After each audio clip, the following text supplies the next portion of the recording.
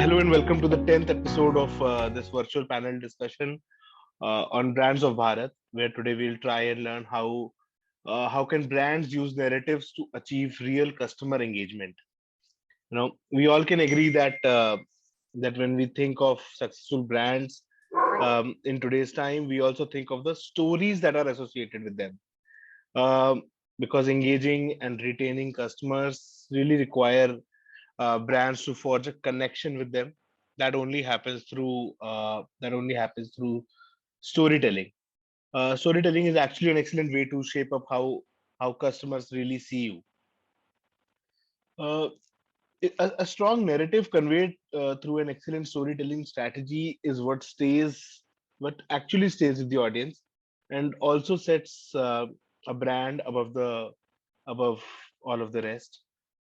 In this very episode of Brands of Bharat, which is powered by Nukkad by Stage, uh, we'll go into this discussion with all of you. Uh, you all represent various industries. We'll go into the discussion to understand the marketing strategies that are driving customer engagement for their brands.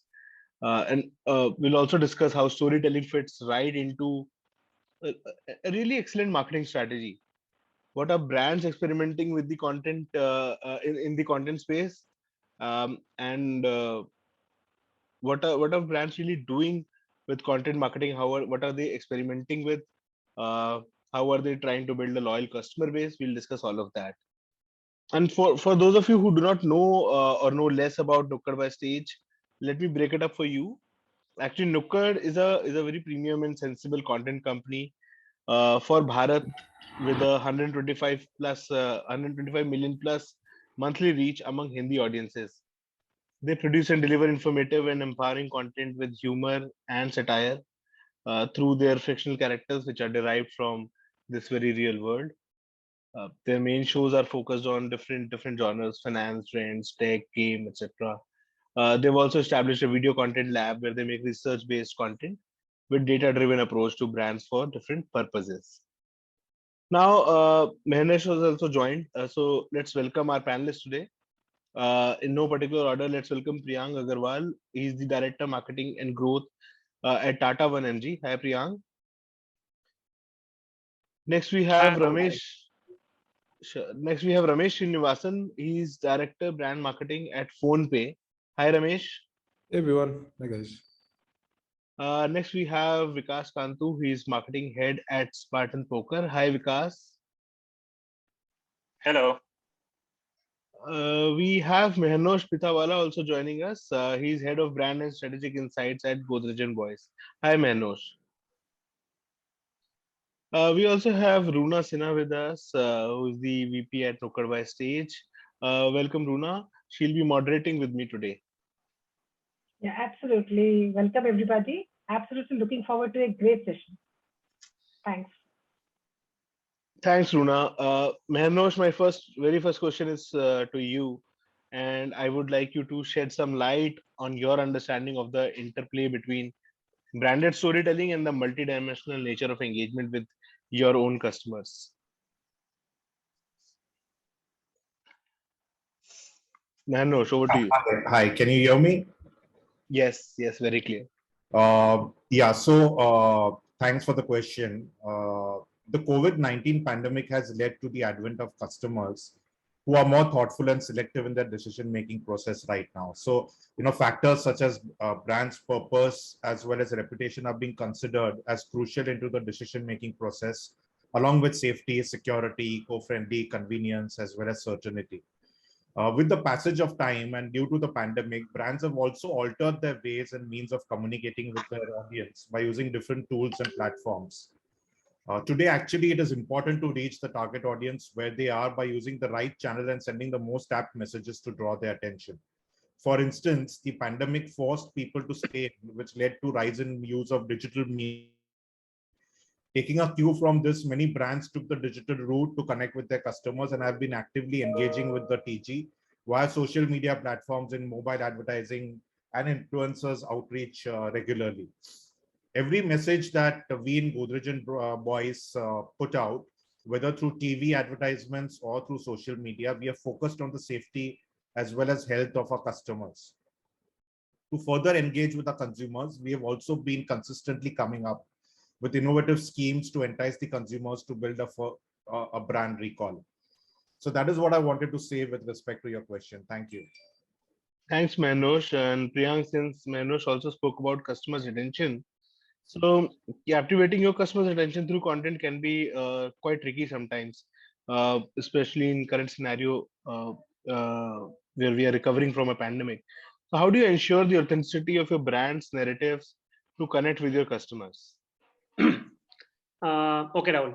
So I think as Mehrnosh mentioned that whenever any brand or in Tata 1mg also, whenever we decide for any brand strategy or the communication strategy, the key for us is to understand the TG well.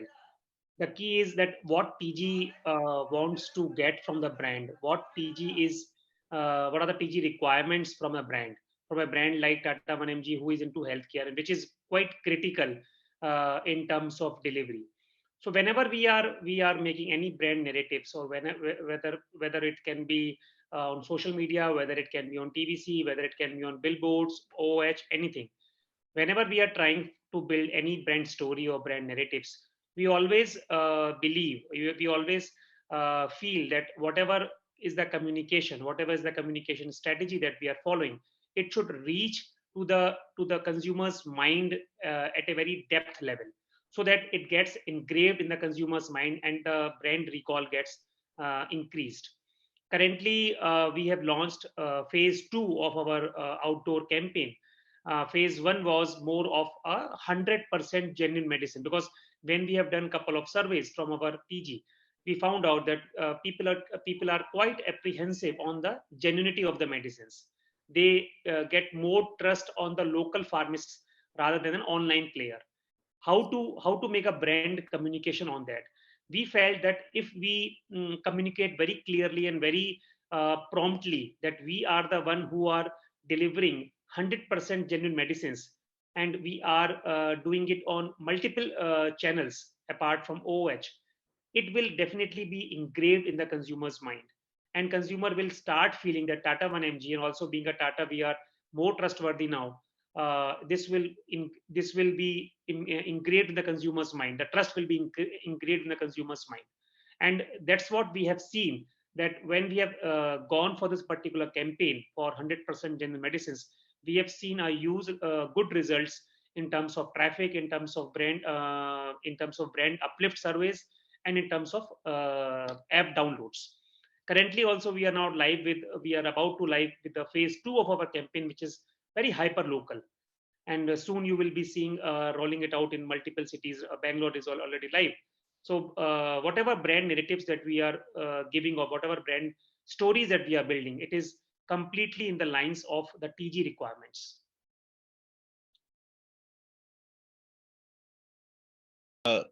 Thanks, Priyank. So Ramesh, all of that what we spoke about the TG, we also believe that they're really well informed. They not only like to listen to stories but also like to tell them, right? So where does user generated content fit into your brand's overall storytelling strategy? Okay, that's a very very broad and vast question. I think that requires a session on its own. But I'm glad that we're talking about it, right? I'll pick cues from the specific question that you've asked. User generated content, marketing strategy, and how it sort of fits. That's the larger essence of what you're asking, right? I think it's not a part of the strategy for us at PhonePe. It is the larger objective that we want to sort of achieve, right? Before I try and qualify that, you also spoke about narrative and storytelling, and consumers are not just consuming content, but they also are a lot more engaging now and want to tell stories. And I think that's been a very delightful change in the spectrum of marketing in the last decade or so, right? The modicum, the medium, the ways of delivery have changed, and it's not just a brand talking to audiences anymore. It's a lot about brands trying to have a dialogue with audiences, and it's a two-way communication, right? So that opens up a huge possibility, and it's a double-edged sword with anything that is so powerful. It also has the power to make you very humble as a brand, because you are constantly able to hear what the consumers have to say about you. It also helps you recalibrate your strategy, because consumers are very aware, very vocal, and very engaged. And it also every now and then tells you that you're doing something right when you see love coming back to you as a brand, right? So I think that's the beauty of the world that we are marketing in this decade. Now, specifically coming to consumer or user generated content and strategy, why we at PhonePe don't believe there are two different parts, or one is a subset of the other, is because come to think of it, right? We're a brand or a product that has been used by over 330 million consumers in India. The overall smartphone base of India is about 600 million as on date, right? So literally you are on every second phone in India. In fact, a little more than that. So it's not just about what is the content or the mileage we can derive from our audiences, but I think the larger intent for us is, how do we get people to vocalize about our brand? Right now, they may do it at their own level. I tried out PhonePe. The experience was great. You know what? Why don't you try it out? Right? That for us is the biggest validation as user generated content. 50 other people on social media might not be able to see it. But if you're strategizing everything that we do, whether it's the content that we put out, the stories that we tell, the advertisement that we do, the experience that we provide on the app, the products that we offer, I think it's a sum total of all of it. And if you're able to get our users to feel proud about using us and play that love back in their circle, I think that's the biggest validation for us. And that's what we call as user generated content at PhonePe. So that's the overall genesis and the thought. And I think it's a much larger scale for us. 330 million Indians. Hopefully we'll hit 500 by the end next year. And a lot of it will be pulled off at the back of people liking our experience, people liking our product, people loving us as a brand, and being very proud and happy to vocalize it in their circles. That's UGC for us. Sure, Ramesh. Thank you so much. The idea was, in fact, very much to understand your broader perspective of how does UGC fits into your overall storytelling strategy. Moving on to Vikas. Vikas, how does Spartan Poker create very immersive experiences through narratives that can be delivered through multiple mediums and are also multisensory in nature? Right. I think more than Spartan Poker in itself, right? Because I think gaming industry is a very niche industry. From a brand perspective, it is just growing up. I think apart from maybe Dream 11 or Rummy Culture, maybe a bit of MPL, there is very less of branding approach that has been taken by the gaming industry.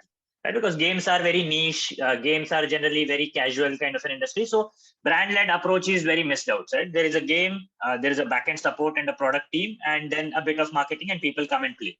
Right. So generally, that's how this industry is. So fortunately, I have been with Topper, which was in EdTech, and prior to that with Cast24, which is in auto, and now in gaming. So I'll try to answer from different inferences that I've had from various experiences as well, right? Trying to focus more on the gaming industry and my current experience here. So answering to the question, so question is twofold, right? And it's a beautiful question in itself, that generally when we think about brand, it is one perceives, or generally most brands are either more aligned towards communication strategy or aligned more towards media strategy, depending on the spends, right? If they are spending in 100, 200 plus crores, it is generally media dominated more. So any brand to get to that stage where no more marketing is required for it to survive and thrive, right? So to reach there, both aspects are very required. The storytelling aspect, like you rightly put, everything is storytelling, right? All knowledge has been passed on through generation, through stories itself. All our epics, everything is stories itself. So brand building is no different. So, and I think I'm observing a very new trend which has picked up significantly in the last 2 years since we have gone all digital, right? So earlier, most of branding used to be TV led, right? TVCs led. So the kind of narration used to be one way, right? Where a brand used to communicate to the users, right? Then social media and all came in, where it became two-way to a certain extent. but not to the extent of a brand building with a two-way approach, right? But now, at least in the last 1 or 2 years, the kind of content that we are seeing even by young brands or very mature brands is in the space of a branded content, what they are calling, right? So brand is at the center. Brands USPs are also there, but it is all stitched together through a user story, right? It's not all brand. So Colgate, all of these UGC kind of brands as well went complete content route.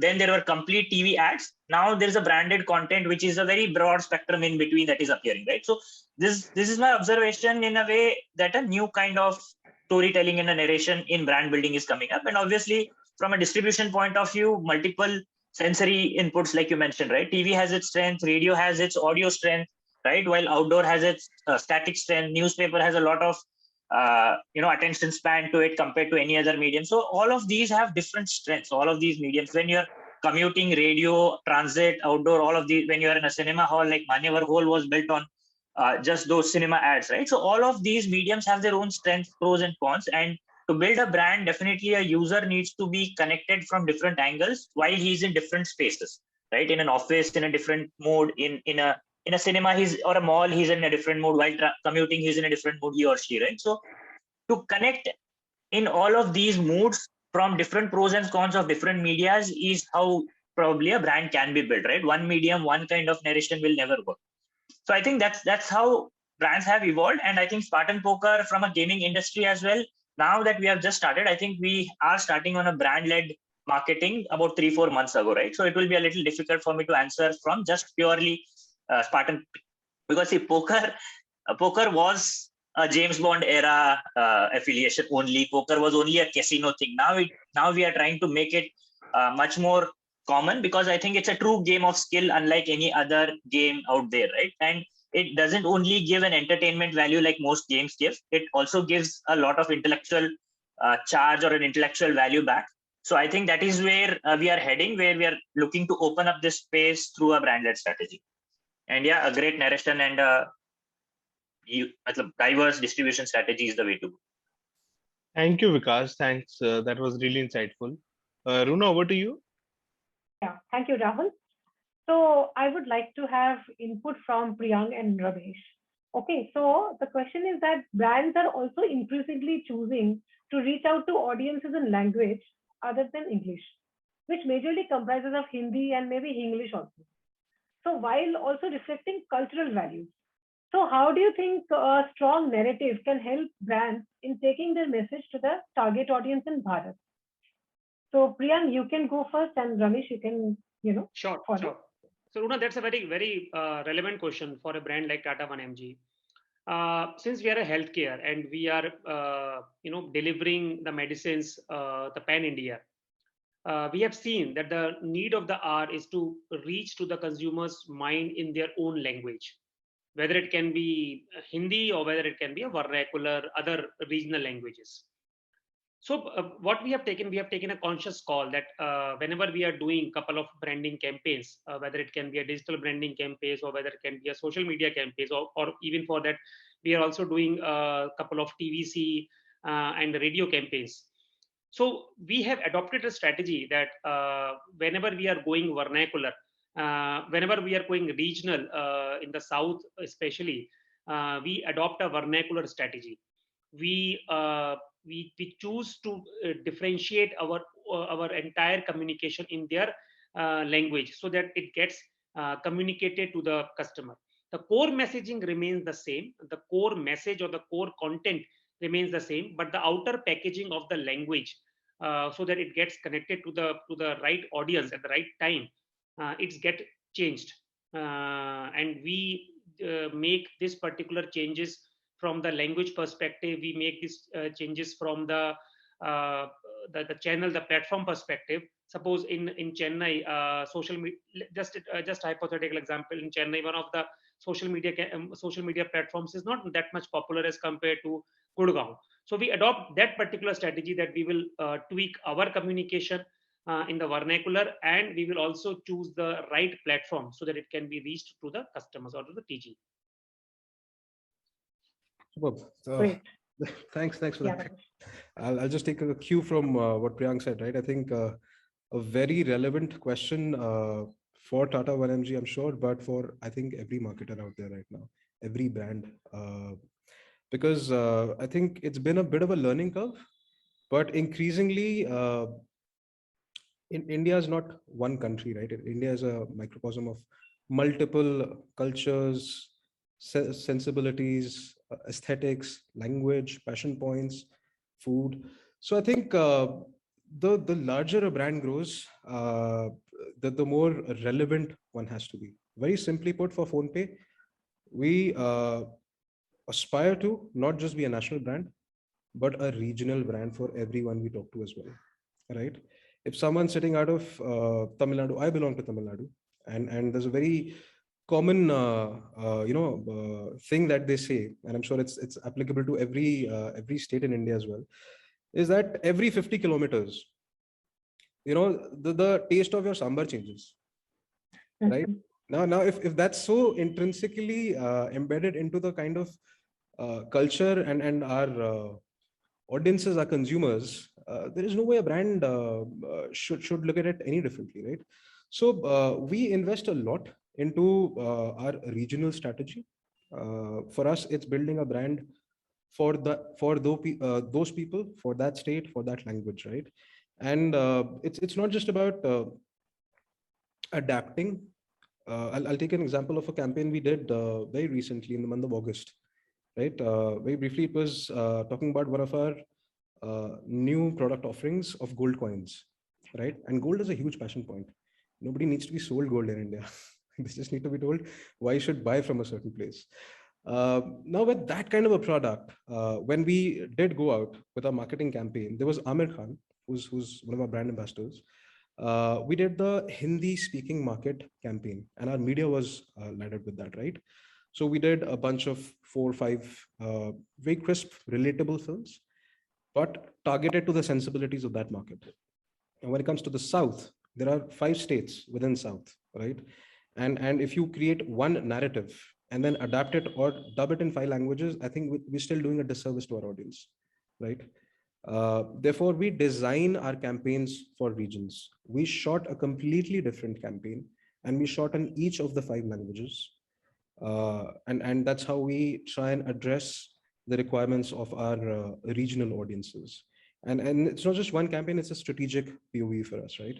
So we absolutely think regionalization is key, critical, no matter how much you spend in terms of media. If you're not saying the right thing, every dollar spent is dollar lost, right? And it's not just the dollars that you lose, honestly. It's the alienation of the brand that you're also creating in the mind of the consumer. So it's key, critical. Regionalization should absolutely be part of every marketer, every brand out there's bouquet, is what I feel. Sure. Thank you so much, Priyank and Ramesh. Over to Vikas and Mehenosh. The question is, or the situation is that highly visual mediums provide a great opportunity to share your brand story and human side. What are some innovative mediums that your brand has utilized in recent times? So, Vikas, you may go first, and Mehenosh, you can, answer. Yeah. Sure. Thank you. So innovative mediums, there are only so many mediums, right? I think it is about innovation on any medium that I will try to answer from that perspective now. And here the gaming industry is very relevant, right? Because gaming industry is very new. They can't really go a very mass approach because the industry in itself is niche. Dream11 could, because nobody needed to tell about cricket, right? The people only needed to tell about what you can do rather than just watching.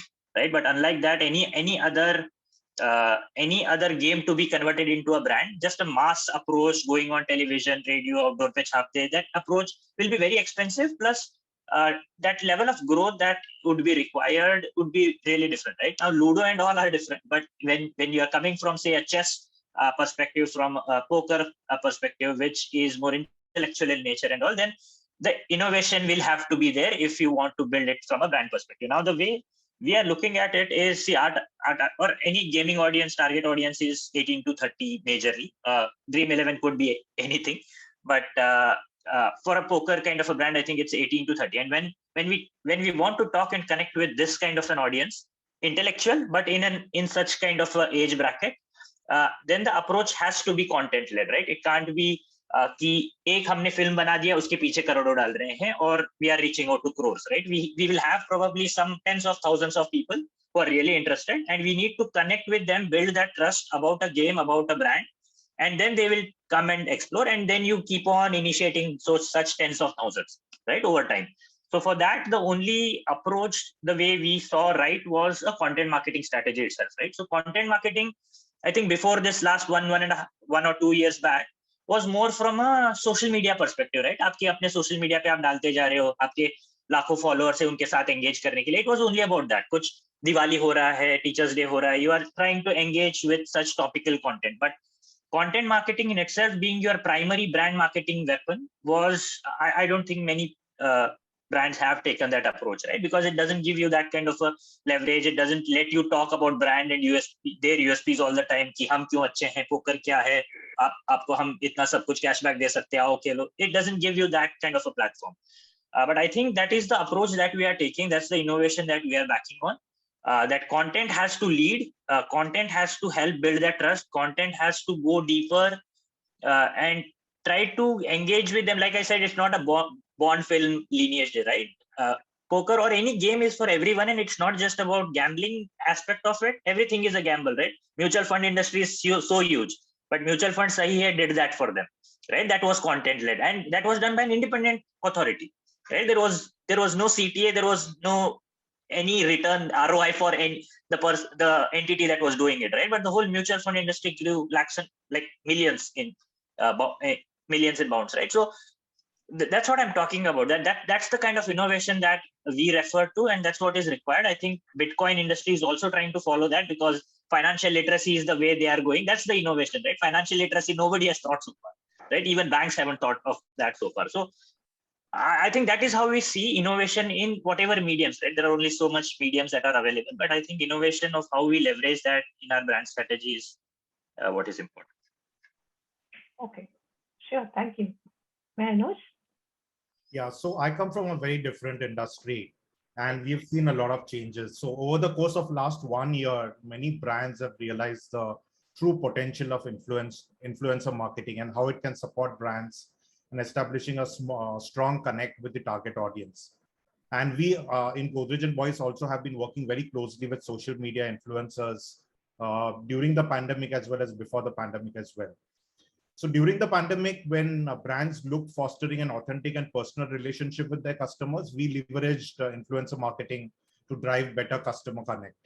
And using influencers actually helped communicating our brand values and image to the customer in a more relatable manner. So I'll give you an example. One of the notable campaigns we did at Godrej Security Solutions was the launch of the home camera. That was a Godrej Spotlight. And we had to set context. So we engaged with various celebrities and influencers. And one of the collaborations we did was with a popular TV actor, Ayushman, who is usually outdoors for shoots. And he spoke about how Godrej Spotlight helped him stay updated about the activities of his favorite pet. Similarly, we also associated with one of the most popular movie actresses come Instagram influencer to showcase how Godrej Security Solutions products can add value in their daily lives. Therefore, by collaborating with the right personality, I believe that one can reach almost any market or audience using digital channels of communication. Another means that we used was integrating AR as well as VR technology on our online shop site, where the customers can actually experience the product functions before purchasing it. And now, as we all know, the customer is actually going online almost virtually every time before he goes offline to purchase. Thanks. Sure, thank you. So next question is pretty interesting and it's relevant for Nukkad stage also. So Ramesh, this is for you. Engaging customers with enriching bites of video, enticing bites of video has become one of the most popular tactics utilized by marketers to convey compelling brand-specific imagery. Mm-hmm. Do you think video storytelling will continue to be as powerful of a marketing tool as it is today? Yeah, okay. Very, very broad-based but interesting question, right? I think video storytelling versus the format of video, right? I'll try and talk about both of them because you mentioned shorter snippets, enticing bites, and that's what is a go-to tool for a lot of brands out there. I think yes, there is a behavioral change in the way we consume content, as audiences, as consumers, as brands. All of us are experiencing that. Videos are becoming shorter and shorter. The onus on creative storytelling is becoming tougher and tougher. How do you engage? Let's take the example of YouTube. There's a 5 second skip button. It's almost become a very so to say, almost a reflex. I am here to watch a video. You're serving me an ad. I don't even want to look at the ad. जब 5 second का वो skip button change होगा, I'll press it. So literally the window for you to engage with your audience and get them to see your ad is that 5 seconds, and that's the hook that you have, right?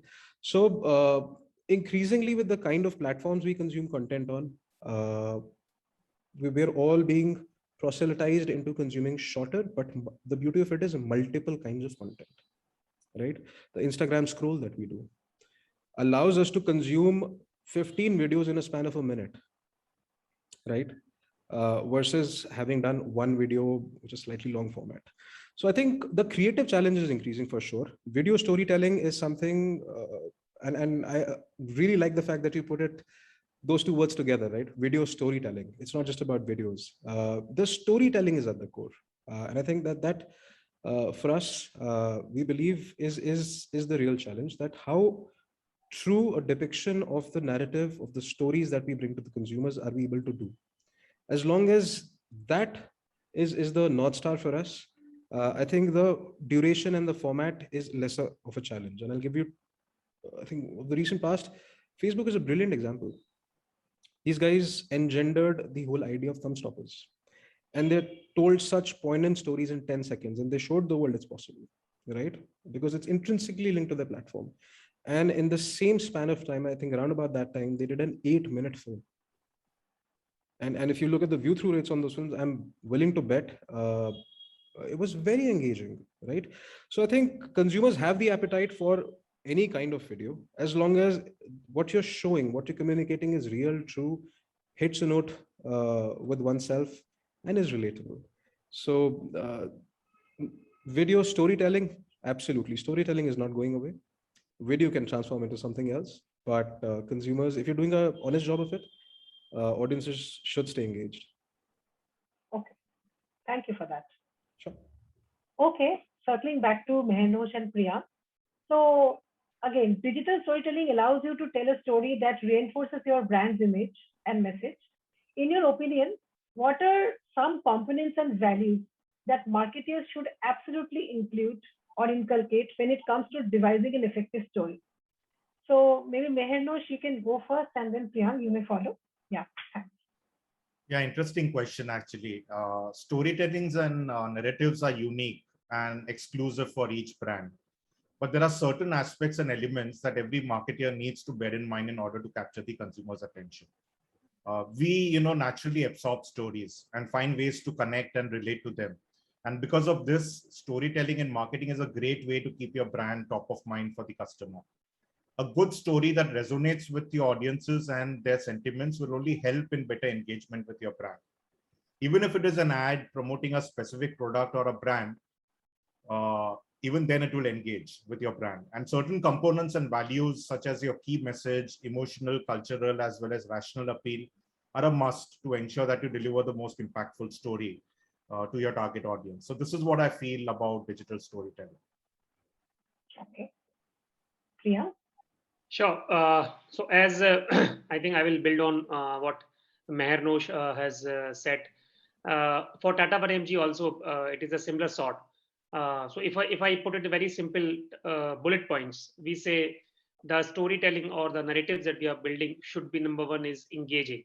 Whatever ad or whatever video or whatever thing that we are building, it should be engaging, and the customer should definitely engage. As I think Ramesh also mentioned, whenever you are running a YouTube ad, and if you're running a skippable ad, there is only 5 seconds you get to engage a customer. So the key point is that it should be engaging. If it is not engaging and the customer is not connecting with your particular messaging or with the video, they will definitely drop out and it will not connect. And second is the relevancy. I think the content should be relevant to the customers. Just to give you an example, in Tata 1mg, what is the relevancy? The delivery time is the relevancy. The genuinity of the medicines is the relevancy. What is not relevant for the Tata 1mg customers is the packaging part. No one is looking for a fancy packaging for medicines, right? But fancy packaging might be very much needed for a gifting type of company. So I think relevancy and engaging are the two key aspects for making a effective digital story telling on any platform that you talk about, whether it can be TVC, whether it can be influencer, whether it can be on digital, social media, whatever. I think these two factors are most important. Okay. And how about trust and thought leadership? Yeah, I think very rightly said, Runa. For healthcare, trust is very important, because when the customers feel that there is a trust value with the company, and why should we order from Tata 1mg, and why should not we go with the local pharmacist? I think trust is the most important factor, and that's where we have played upon the 100% genuine medicines. That is where we have tried to build on the trust part. Great. All right. Thank you. So coming back to you, Vikas, uh, just wanted to have your input that while attracting consumers is one thing, retaining them is a very, very different ballgame altogether.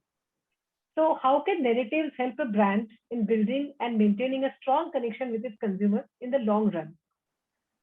Right. I think I'm glad to have had this question, right? Because unlike other industries, auto or tech or even FMCG, where it is one big ticket item, and then the cycle is maybe 1 year, 4 years in auto, or even in FMCG, maybe month or a quarter, right? But unlike all of that, where retention is about that repeat business, right? Where you need to keep them retained onto your product. So the higher the lifestyle, the lesser the importance of retention. But unlike all of that, uh, gaming industry, all the games are free, right? To install, to play. It's only in-game packages for any kind of packages, right? Any kind of games as well. Plus, for a poker kind of an industry, it is all about our revenue is only the cut that the house takes, right? House takes a cut, right? Rest all of it is how much people come in and how much they actually engage with the game. Now, in that, as a business, we might have some influence to come and give them some promotions or give them some exciting tournaments, right? Like people see the game is the same, the rules are the same, but the variations of tournaments that we can do for them, like a T20 to a test to a one day has its own variations, plus World Cup to a bilateral has its own variations, right? If I can give cricket examples.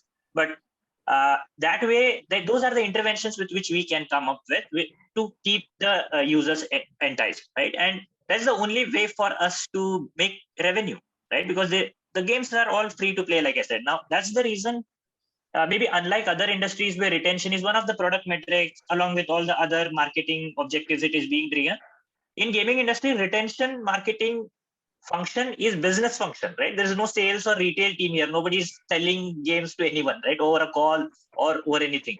People come, now we have to retain and try to get most lifetime value out of them, right? So that's how I think retention, I was just justifying as to why this is an important question for gaming industry. Now coming to the answer to the specific questions as to how narratives can help, right? I think retention, engagement, all of it is only about one thing, that is trust, right? We buy a certain toothpaste, we buy whatever certain essentials that we generally use because of certain trust through some advertising, whatever has been built in our subconscious. Now, retention, engagement, all of these are different metrics to evaluate. Maybe at the end of the day, it is all about building that trust over time so that people come back and play and invest more value, time, amount, all of it, right? So now narrations around trust building are the way to go because you have already acquired them, whether they have come or we have acquired. Now it's all about building that trust, and that is where I think all narrations, if they are focused not about trying to give them more promotions, cashbacks, or anything, but about trust, about building a trust towards a brand, right? पैसे तो हर जगह लगना ही है. It's economics, right? You spend, you earn. It has to keep on that cycle, otherwise the whole country will fall. But at the end of the day, why is there any value coming back or not, right? If retention or retention communication is focused around this and trust building, then retention, engagement, all of these metrics will keep on coming. And that's the only way for gaming industry to grow because there is no other sources of revenue here. Absolutely. Any comment, Priyank, Ramesh, and Mehenosh on this retention part from your industry perspective? I echo a lot of what Vikas said, right? Retention of users is I think also rapidly undergoing a sea change in terms of how traditionally it used to be defined to what it is now, right? Loyalty for that matter. In a lot of categories, and not only speak of mobile payments, but in a lot of the categories that we see in today's time, loyalty is not what it erstwhile used to be defined as. That because someone is engaged with you, you will win every moment of truth. I think it's about consumers having the power and the choice now. They can utilize a plethora of products within a category, but of their overall bouquet, are we able to influence, or are we loved enough that they would choose us a lot more than others? I think that's what true state loyalty in today's world is for a lot of the categories out there, right? And therefore what Vikas was saying in terms of retention absolutely makes sense here. It is the true litmus test, and it is a repetitive litmus test, right? It takes one wrong experience to turn away a consumer for a lifetime, right? But it takes uh, multiple every time you have to be right to retain the consumer, and therefore the task of retention is actually the most difficult but the most important as well. Yeah, I completely agree. And retention right now, when loyalty is no longer a table stake, has become very, very important. So, ensuring that you've got your consumer connect, you've ensured customer satisfaction across touch points, pre-purchase as well as post-purchase becomes very important. Because at any point of time, you are likely to lose him. If for our industry, even post-purchase becomes very, very important. So to ensure that, through the life cycle of the product, the customer is satisfied if he's got an issue, is something which is very important in order to ensure that we retain him over a longer duration of time. Sure. All right. So the next question is also pretty interesting. This is for Priyang and Ramesh. So customers now have heightened expectations of the brand exposure they're receiving, as their interactions are now made up of multiple touch points. So how can brands live up to this particular challenge? So Priyang, you can answer first, and then Ramesh, you can certainly input. Yeah. Sure. Tough question, Aruna. It's a tough question. So whenever we are making any promise, simple funda is that we have to live up to the promise. If we are saying that we will deliver in 5 hours, then we have to deliver in 5 hours. And there are because what we are into a business which is quite critical. You are waiting for your medicine. You are waiting for the lab test to happen. That is a person to come to your home and collect your blood and other samples. And if we are late, or if we are not able to deliver at time, that means we are, something is very critical for the customer. So I think number one is that we have to live up by fulfilling our promises. If we are saying that we will deliver you medicines by this particular time, or rapid delivery is there, express delivery is there, the customer sometimes pays extra for that, then we have to live up. If by chance we are unable, because there are a lot of unavoidable circumstances in which our supply chain team are not able to fulfill, those are edge cases. But for those, we have a strong feedback mechanism. We have a team we have an entire team for customer experience. We have a team for ORM who manages the online reputation. We on a very hawk's eye, I would say, we manage all those social media platforms wherever we receive the complaints, and we try to resolve the complaints in a very best possible tat. We reply to the comments, and then our call center team and our customer experience team calls to the customer to understand the problem, and then and there itself the problems gets resolved. It can be through incentivization, it can be through some pushing back to the warehouses, making the customers understand why we have got delayed and all that. But we do all these things. So I think very simple, we have to live up first to the expectations, and secondly, if by chance we are unable due to some unavoidable circumstances, we should be at our toes to address the customer queries. Absolutely. All right. No, I'm really sorry, but for my benefit, if you could repeat the question, I was just very engrossed in what Young was sharing. Sure. So basically the question is, Ramesh, that customers now have heightened expectations of the brand exposure they're receiving, Mhm, as in interactions are now made up of multiple touch points. mhm. Okay. So how can brands live up to this particular challenge? Got it. Is okay. So one of the rare times I'm hearing that consumers actually want more, but it's also true, right? I think the consumer consumption exposure pattern is vast now, right? The number of brands we get exposed to on a daily basis is exponentially exploded in the last 5 years itself, right? The appetite is growing, and some of the brands consumers engage with, they want to see more content from them. And why limited to one particular platform? If I am on a certain platform, why is my favorite brand not there, right? So there is obviously expectation from that lens, and I think it's a fair expectation. It's a validation that consumers actively are seeking to engage with you as a brand, which wasn't the case a decade back, right? So I think it's a great challenge to be thrown at as a marketer. And the way we like to approach it is very simply put,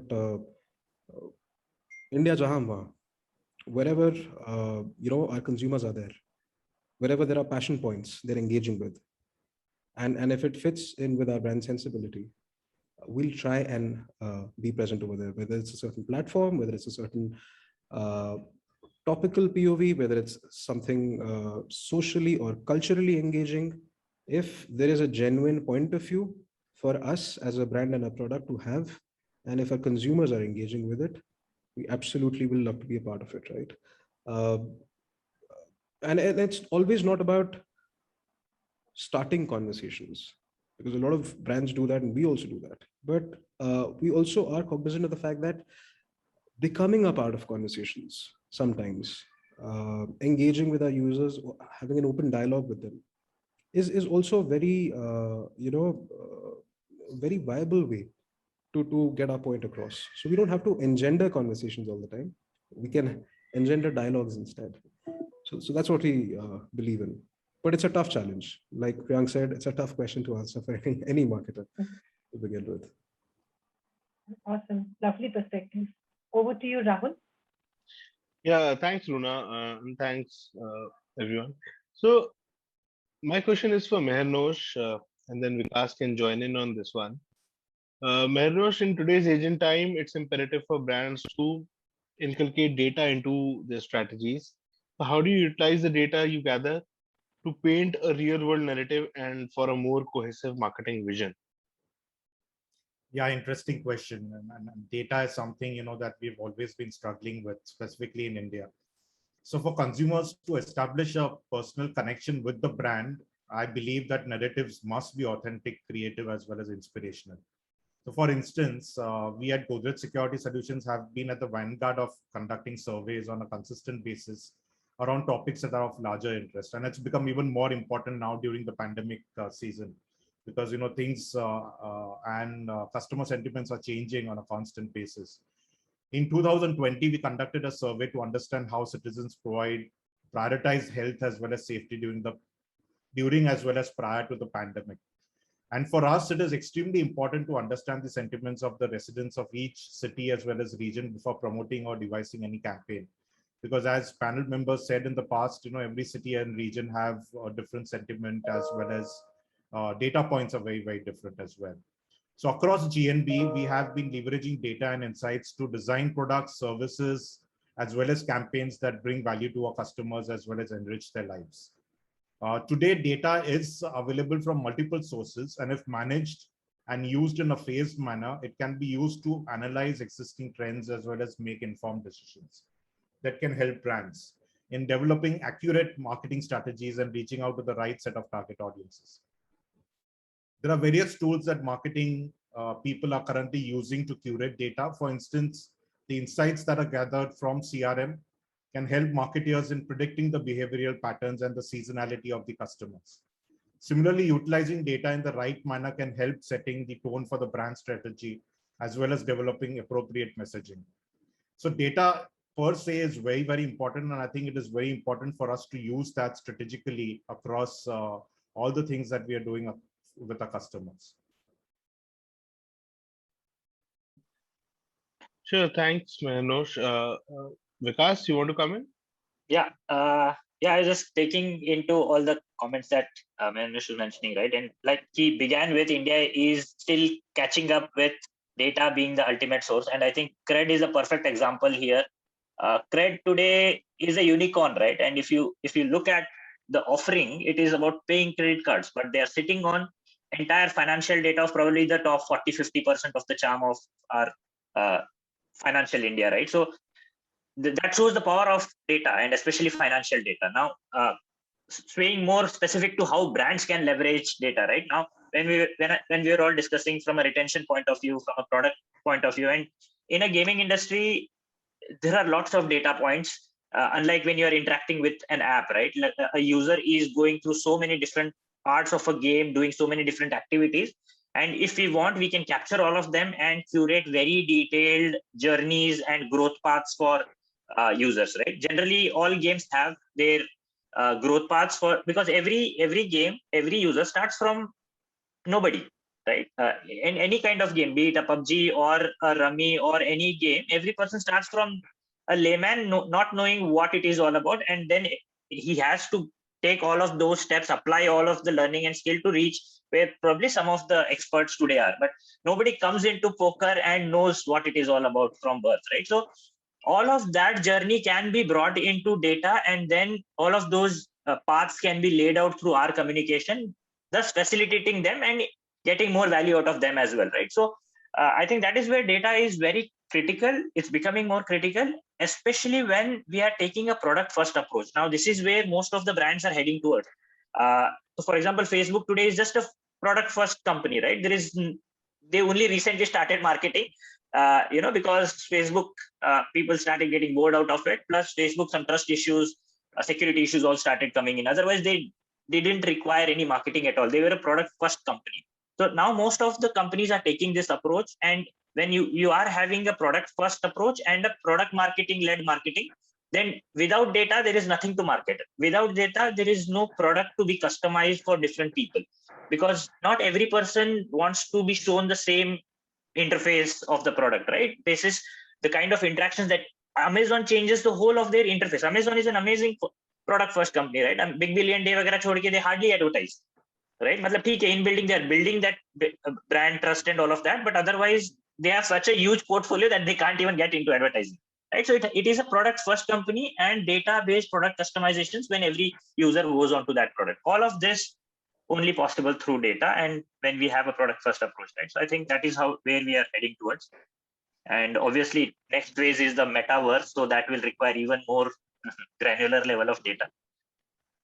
Right. So thanks, Vikas. I think we're almost out of time. So I'll have 1 minute for each one of you, and we will try and wrap it up as soon as possible. And I wanted to ask each one of you, how do you guys track and measure ROI of content with the success of narrative really effectively? Right. And very quickly, if Priyank can start, and then Mernosh can join in, Vikas can join in after that, and then Ramesh can come in. Sure. So Rahul, very quickly, whenever we do any campaign, we do the analysis of the ROI campaign by campaign and platform by platform. If we are running a TVC, it will be different. If we are running a social media, organic social media, it will be different. The KPIs that generally we measure is the brand lift surveys that we are doing. Suppose in YouTube we are running a campaign for 2 months, then we will definitely go for a brand lift survey. Secondly, we will see that what are the where we have seen the traffic update. If there is any traffic uptake in the direct traffic or in the organic traffic, that means the campaign is branding campaigns are surely working for us. And if we are getting good organic downloads of the mobile app, definitely it is working for us. And last but not the least, we also go for some type of surveys where we used to get where we used to ask the customers whether they have seen our ads, internal database surveys, where we used to ask them whether you have seen our YouTube ads or not, whether you have seen our TVC ads or not, and any feedbacks you have. So I think these are the few ways in which we measure the ROI of a particular campaign. So I think Priyank covered most of it in terms of what typically we measure. I think there are hard metrics, there are soft metrics. There is a lot of brand health that we measure as the core parameter that we look at as part of any campaign that we do. But I think this answer would differ a lot depending on the organization you're in as well. For us at PhonePe, I think it's definitely a lot about the science, what is tangible, but it's a lot also about the heart and the art, right? I think there are product offerings which there are product offerings which are very nascent for us. For example, insurance and gold, and those are bets for us that we are willing to invest in. You might not see things changing overnight, but if you stay committed, I think we will start hopefully seeing the tides turn for us, right? Those are behavioral change categories. Then there is bread and butter like payments, where we absolutely measure what is the traction that we're getting on the platform. So when it comes to KPIs, it depends largely on what we are trying to offer, what is the overall belief, but brand and mind measures is sort of a what do you say, a staple across all things we measure. Sure, thanks, Ramesh. Meherrosh, I think we'll go to you next, and then Vikas can join in. Thanks. So I think a lot of points have been covered by a lot of people. So ROI really changes from industry to industry as well as from the medium that you're using.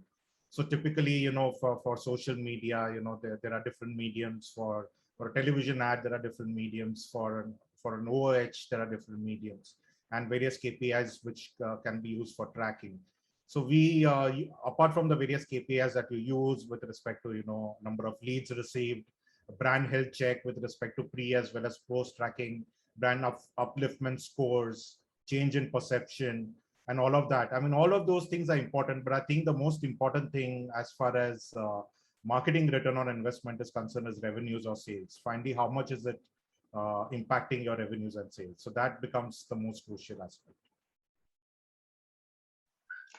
Yeah, I think most of my answers are already covered. But like I think ROI is one word that all marketers dread out of, right? But I think at the end of the day, that is what matters for us to even know what is going right and what is wrong as marketers, which is important for us to know and grow ourselves as well professionally, and obviously for the brand and the company to keep on growing and keep on investing more, right? So any marketing company, I think they measure at a top funnel till maybe a mid funnel, right? Because bottom funnel, lots of other factors from business perspective come into the picture. And in this, I think like narratives wise, there are only brand lift surveys that are there, and probably source of awareness at a user level that can also come in at a narrative level. Now at a medium level, obviously, like everyone has been mentioning, digital and product marketing are probably more easily measurable, but they are more active medium, right? When you are watching a YouTube ad, you will not go to an ad place and do some action, right? So that's the reason the tracking might be straightforward, but it's an active medium, so the response is going to come later, right? So that's the challenge there. And unlike that, TV and all, it's a passive medium where even while watching a TV, people generally take some action on their mobile and so on as well, right? So from all of these, there are different tracking mechanisms that generally marketing companies build into. There are lots of agencies who help out as well. But I think at the end of the day, it's a combination of marketing mix, finally leading to some revenue and sales or not, right? Individual channel analysis, we just need some directional insights, and obviously the marketing gut obviously needs to be there, right? It's not all data at the end of the day. Makes sense, Vikas, and thank you so much for your inputs. The discussion with our eminent panelist today has made it very clear that when storytelling is done right, it enables marketers to develop a very thriving brand, a brand that customers love to shop from, simply because they love what the brand does and what it stands for. So, although keeping an audience focused approach does require patience, as it is often a very long play, but the payoff will definitely come in the form of increased brand loyalty, along with maximized visibility, profits, and impact. And on that note, I thank all my panelists today and my co host Runa